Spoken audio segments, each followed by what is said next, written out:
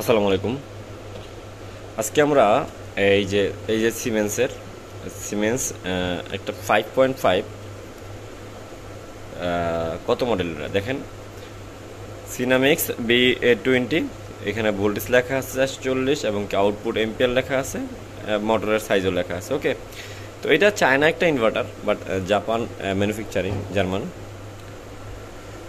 এখানে এটার এই যে আইজিবিটি থাকে, এখানে এই যে আইজিবিটি যদি আমি দেখাই, আইজিবিটি কোন টাইপ, এই টাইপের আইজিবিটি। এটার অবশ্যই আইজিবিটি খোলার সময় খেয়াল করবেন, এই আইজিবিটিটা কিন্তু আলাদা। এই পিনগুলা এটার ভিতরে ঢুকবে, এমন না যে ভিতর ওই সাইড থেকে আপনি সোল্ডারিং খুলবেন, এরকমটা কিন্তু না। এটা ফলো রাখবেন।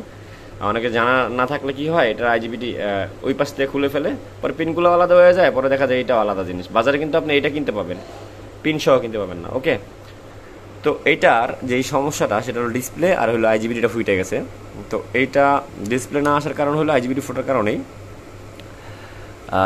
এরপরে যেটা হয়, এখানে এই যে এটার আইজিবিটি ফুটে যাওয়ার কারণে এখানে এই যে কত, এটা মডেল কত আমি যদি বলি, দেখে N50 3N50, এই যে এখানে দেখেন 3N150 এরকম একটা ট্রানজিস্টর লাগানো থাকবে, পাওয়ার রেগুলেটর, যেটা আমি সবসময় বলে থাকি।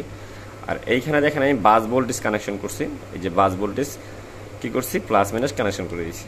তো কানেকশন করার পরে যেটা হয়েছে, আমার ডিসপ্লে কমপ্লিটলি আসার কথা, কারণ এখানে আমার অলরেডি পাওয়ার চলে গেছে বাস ভোল্টেজে। এখানে এইটা কি কানেকশন করছে দেখেন, এখানে হলো তিনটা হলো গিয়ে এটার ইনপুট, আর এখানে তিনটা হলো আউটপুট, আর এটা জিএনডি, আর এই দুটা বাস ভোল্টেজ। ওকে, এখানে এটা ডিসপ্লে অবশ্যই দেখতে পাচ্ছেন, এই যে ডিসপ্লে। এখন এইটা আসলে পাওয়ারটা ঢুইকা ডিরেক্টলি এইখান থেকে এই সেফটি এনটিসি তিনটা পাস করে ডিরেক্টলি এটার ভিতরে চলে যাচ্ছে। বাট এই যে কানেকশনটা দেখতেছেন, এই কানেকশনটা দ্বারা কি হচ্ছে, এটার ভিতরে আবার ডিসপ্লের জন্য আলাদা করে ভোল্টেজ এখানে ইন করানো হয়েছে। যদি দেখেন, এই দেখেন প্রিন্টিং দেখেন, এটা কিন্তু সম্পূর্ণ আলাদা। এই যে চারটা, শুধুমাত্র এই যে দেখেন সব আলাদা, বাট চারটা জিনিস কি, এখানে চারটা কেবল আর চারটা প্রিন্ট আলাদা করে আসছে। এর ভিতরে একটা প্রিন্ট হয়েছে কি হাই ভোল্টেজ ডিসি বাস থেকে আসছে, এই যে এখান থেকে আসছে। এখান থেকে এসে আপনাকে ডিরেক্ট কোথায় নিয়ে যাবে, এইখানে নিয়ে এই যে এখানে দেখেন, এই যে পাওয়ার বা পিএফটা যেটা আছে, এই পিএফটার থেকে একটা ভোল্টেজ ভিতরে নিয়ে গেছে, নিয়ে এই পিনে রাখছে আর চপারে ঢুকাই দিছে। ওকে, আর এইখান থেকে ক্যাপাসিটারের পরে আবার এই গেট দিয়া এই সোর্স থেকে বের করছে কি, এটা যেহেতু N150, তার মানে এটা কি, এটা হলো নেগেটিভ টাইপ, তাই না? এটাকে কি বলি আমরা, এটাকে বলি আমরা হলো এনপিএন।